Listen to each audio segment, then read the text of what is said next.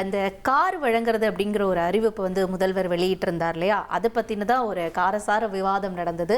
So first நம்ம இதை பற்றி என்ன பார்க்க போகிறோம் அப்படின்னா, இந்த எம்எல்ஏக்களுக்கு கார் வழங்குறது தொடர்பாக தாவேக திமுக உறுப்பினர்களிடையே ஒரு காரசார விவாதம் நடந்தது. அதில் கஜானா காலி அப்படின்னு சொல்லிட்டு எம்எல்ஏக்களுக்கு இலவச கார் ஏன் அப்படின்னு எதிர்க்கட்சி தலைவர் மன்னிக்கவும் தற்பொழுது உதயநிதி அவர்கள் வந்து கேள்வி எழுப்பியிருந்தார்.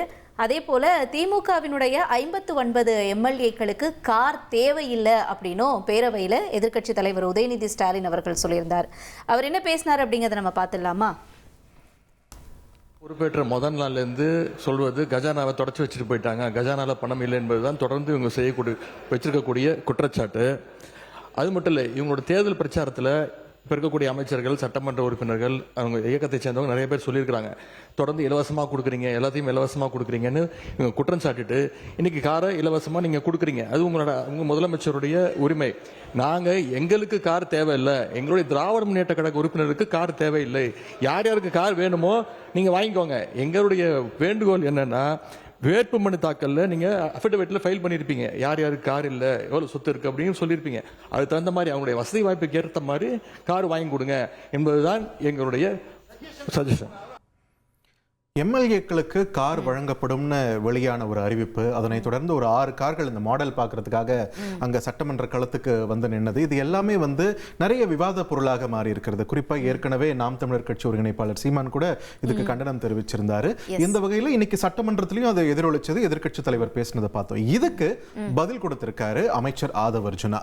சொந்த வீடுகள் வச்சிருக்கக்கூடிய எதிர்க்கட்சி தலைவர் உதயநிதிக்கு எதுக்கு அரசு பங்களான்னு கேட்க முடியுமா அப்படின்ற ஒரு கேள்வியை அமைச்சர் ஆதவ் அர்ஜுனா எழுப்பினதுனால ஒரு சலசலப்பு ஏற்பட்டு சபையில தொடர்ந்து இன்னொரு விளக்கத்தையும் கொடுத்திருக்காரு அஞ்சலி. என்னன்னா, இந்த கார் வந்து எல்லா எம்எல்ஏக்குமே கிடையாது, எந்தெந்த எம்எல்ஏ கிட்ட எல்லாம் கார் இல்லையோ அவங்களுக்கு தான் வழங்கப்படும் அப்படின்ற ஒரு கிளாரிட்டியை கொடுத்திருக்காரு ஆதவ் அர்ஜுனா. நீங்க வந்து உள்ளாட்சி துறையில ஆபீஸ்ல உட்கார்ந்துட்டு ஒரு சட்டமன்ற உறுப்பினர் கேள்வி கேட்கும் போது அது அதிகாரிகள் உள்ளபடியே ஒரு பயம் வரும். இல்ல வீட்டுக்குள்ளேயே உட்கார்ந்துகிட்டு நம்ம வந்து ஒரு அரசியல் செய்ய முடியாது. மக்களுடைய தேவைகளை ஒவ்வொரு தெருவா செய்யணும்.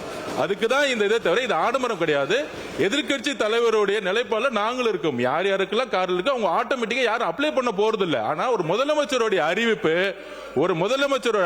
பொதுவான அறிவிப்பா தான் இருக்க முடியும். இதுதான் ஒரு அரசுடைய புரோட்டோகால். இப்ப மாண்புமிகு எதிர்கட்சி தலைவர்கிட்ட 2-3 வீடு இருக்கு. ஆனா அரசு பங்களால இருக்கிறாருல்ல, அவர் லெட்டர் என்கிட்ட தான் கொடுத்தாரு. பொதுப்பணித்துறை அமைச்சரா என்கிட்ட தான் கொடுத்தாரு. எனக்கு அரசு துறையுடைய பங்களா வேணும்னு கொடுத்தாரு. உடனே நம்ம கேட்க முடியுமா? மாண்புமிகு எதிர்க்கட்சி தலைவருக்கு 2-3 பங்களா இருக்கு, அதனால அரசு துறை பங்களா வந்து கொடுக்க மாட்டோம்னு சொல்ல முடியுமா? எங்களுடைய முதலமைச்சர் சொன்னாரு, அவர் கோரிக்கை கொடுத்தாரு, உடனடியா கொடுத்துருவோம்னு சொன்னோம்.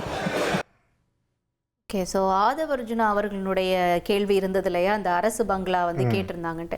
இதற்கு வந்து KN நேரு அவர்கள் என்ன சொல்லியிருக்காரு அப்படிங்கறத நம்ம பார்த்துடலாமா? அதாவது அவர் என்ன கேட்கிறாருன்னா, எதிர்க்கட்சி தலைவர் உதயநிதி வந்து அரசு பங்களாவில் தங்கி இருக்கிறது வந்து அவரோட சட்டப்பூர்வ உரிமை அப்படின்னு சொல்லி KN நேரு அவர்கள் தெரிவிச்சிருக்காரு. அதே மாதிரி அரசு நிதி நெருக்கடியில் இருக்கிறதுனால தங்களுக்கு புதிய கார்கள் வேண்டாம் அப்படின்னு தான் நாங்க சொல்றோம் அப்படிங்கிறதையும் அவர் விளக்கம் கொடுத்திருந்தார். மாண்புமிகு எதிர்க்கட்சி தலைவர் அமைச்சர் அந்தஸ்தில் இருக்கிறார். அவருக்கு அது அவருடைய உரிமை, அரசாங்கம் தருகிறது. எனவே அந்த வீடு கொஞ்சம்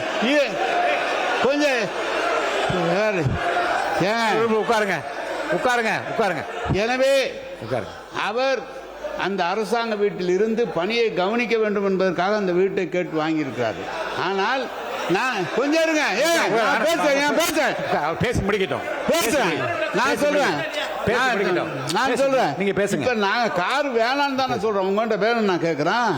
கார் வேணான்னு சொல்றேன். அவர் சொல்றாரு 2-3 கார் வச்சிருக்கான், இங்க கூட அந்த நிலையில் தான் இருக்கு அப்படிலாம் சொல்றாரு. நான் கார் வேணாம், ஏற்கனவே அரசாங்கம் செலவு வைக்குது, கார் வேணான்னு சொல்றேன். இந்த விவாதம் போயிட்டு இருக்கிறப்போ ஒரு பக்கம் கார் வேணும்னு தாவேக்காரங்களும், இன்னொரு பக்கம் கார் வேணான்னு திமுக காரங்களும் வாத பிரதிவாதம்லாம் போயிட்டு இருக்கு. மற்ற கட்சிக்காரங்கள பெரும்பாலானவர் வந்து இவங்க தருவாங்களா மாட்டாங்களா சண்டை போட்டுக்கிட்டே இருக்காங்களேன்ற மாதிரியே இருந்தாங்க.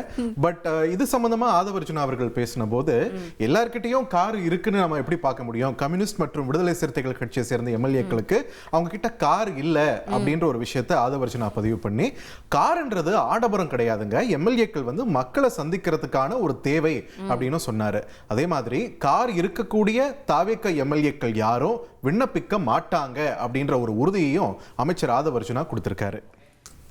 இது வந்து சட்டமன்ற உறுப்பினர்களுடைய ஒரு உரிமையா மாற்றப்பட்டு தமிழக வெற்றி கழகத்துல யார் யாருக்கெல்லாம் கார் இருக்காங்களோ நாங்க யாருமே கார் கேட்க போறது இல்ல. இதுதான் எங்களோட நிலைப்பாடும்.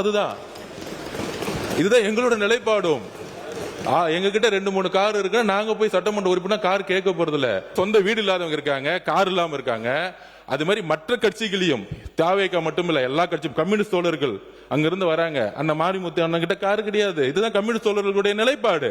அப்ப ஒரு அறிவு பெறும் பொழுது இந்த கட்சியோட சட்டமன்ற உறுப்பினர், இந்த கட்சியோடைய உறுப்பினர்களுக்கு அறிவிப்பு வராது. முதலமைச்சர் பொதுவா எல்லோருக்கும் ஒரு அறிவிப்பை கொடுக்கிறாரு. அதுல தமிழக வெற்றி கழகத்தோட நிலைப்பாடு ஏற்கனவே கார் இருக்கவங்க அப்ளை பண்ண மாட்டாங்க. இதுதான் நிலைப்பாடு. சமூக ஊடகங்கள்ல இத பத்தி இந்த கார் அப்படின்ற ஒரு கோரிக்கை வச்சது வந்து விடுதலை சிறுத்தைகள் கட்சியோட எம்எல்ஏ ஜோதிமணி அவர்கள். நமக்கு நல்லா நினைவு இருக்கு, அவர் விடுதலை சிறுத்தைகள் கட்சிக்காரே முதல்ல கிடையாது, அவர் காங்கிரஸ்ல இருந்தாரு. காட்டுமன்னார் கோவில்ல வந்து போட்டியிட இருந்தார் திருமாவளவன். அந்த முடிவு மாற்றப்பட்டு இவருக்கு அந்த வாய்ப்பு கொடுக்கப்பட்டு லாஸ்ட் மினிட்ல உள்ள வராரு. உள்ள வந்து இன்னைக்கு எம்எல்ஏவும் ஆயிட்டாரு. எம்எல்ஏ ஆயிட்டு அவர் கேட்ட ஒரு கோரிக்கை இன்னைக்கு இவ்வளவு பெரிய விவாதத்தை கிளப்பி விட்டுருக்கு அப்படின்னு சொல்லிட்டு இதை சுட்டி காட்டி நிறைய பேர் கிண்டல் பண்ணிட்டு இருந்ததையும் நம்ம பார்த்தோம். இதனால நான் கொஞ்ச நேரத்துக்கு முன்னாடி சொன்னேன் இல்ல, மற்ற கட்சிகள் வந்து அமைதியா இருந்தாங்க அப்படின்ட்டு. ஃபர்ஸ்ட் ரெஸ்பான்ஸ் வந்து வர ஆரம்பிச்சது இந்திய கம்யூனிஸ்ட் கட்சி தரப்புல இருந்து வந்திருக்கு. என்னன்னு சொல்லியிருக்காங்கன்னு பாத்துடலாமா? எஸ், நீங்க இப்ப பாத்திருப்பீங்க, அமைச்சர் ஆதவர்ஜுனா வந்து சொல்லியிருந்தாரு அங்க கம்யூனிஸ்ட்ல இருக்கிற அண்ணனுக்கு வந்து கார் இல்ல அப்படின்னு. அப்போ ஒரு ரியாக்ஷன் ஒருத்தர் கொடுத்தாரு பாத்தீங்களா, நான் கேட்கல அப்படின்னு. அவர் என்ன கருத்து சொல்லியிருக்காரு அப்படிங்கிறத நம்ம அடுத்து பார்க்க போறோம். இப்படி ஆதவர்ஜுனா பேசும்பொழுது தளி ராமச்சந்திரன் அவர் வந்து என்ன சொல்றாருன்னா, கம்யூனிஸ்ட் கட்சிக்கு வந்து இந்த திட்டத்துல வந்து விருப்பம் இல்லை அப்படின்னு அவர் சொல்றாரு. பாமக என்ன சொல்றாங்க? பாமகவை பொறுத்த வரைக்கும் தேவைப்படுறவங்களுக்கு கொடுக்கலாம் அப்படின்ற மாதிரியான ஒரு ஸ்டாண்டு தான் எடுத்திருக்காங்க. ஓகே, சட்டமன்ற உறுப்பினர்கள் கார் வேண்டும் என்று முதலமைச்சர் கோரிக்கை வச்சாங்க. ஆமா, முதலமைச்சர் அறிவிச்சிருக்காங்க. ஆமா, ஆகவே இல்லாதவங்க கொடுக்க வேணும்னு சொல்ல, எங்களை பொறுத்தவரை கார் தேவையில்லை என்பது எங்களுடைய நிலைப்பாடு என்பதை தெரிவித்துக் அனைத்து கிராமங்களுக்கும் சென்றடைவதற்கும் இப்ப என்னுடைய தொகுதியெல்லாம் எடுத்துட்டீங்கன்னா 330 ஊராட்சிகள் கிட்ட இருக்கு. அதெல்லாம் போய் பார்க்கணும்னா பொருளாதாரத்துல பின்தங்கிய சட்டமன்ற உறுப்பினர்களுக்கு கார் என்பது ரொம்ப அவசியம் தான். இப்ப என்கிட்ட எல்லாம் கார் இருக்கு. இப்ப எனக்கு எல்லாம் கேட்டீங்கன்னா கார் தேவையில்லை. அப்ப எங்களுடைய விருப்பத்தையும் கேட்டு இப்ப எங்க கட்சியிலே 2 பேருக்கு வந்து உண்மையிலேயே பொருளாதாரத்துல பின்தங்கியவர்கள் இருக்கிறாங்க. மற்ற கட்சி உறுப்பினர்கள் நான் போன வாட்டி அங்க கேட்ட போது கூட 2ஆம் முறை சட்டமன்ற உறுப்பினராக இருப்பவர்கள் கூட பொருளாதாரத்துல பின்தங்கியவர்கள் இருக்கிறாங்க. அப்ப பொருளாதாரத்துல பின்தங்கி இருப்பவர்களுக்கு யாருக்கு உண்மையிலேயே கார் தேவையோ அவர்களுக்கு வழங்கலாம் என்பதுதான் எங்களுடைய கருத்து. இனி செல்லும் இடமெல்லாம் செய்தி.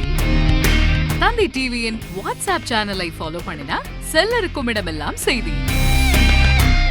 இதோ QR கோட் இப்பவே ஸ்கேன் பண்ணுங்க, ஃபாலோ பண்ணுங்க.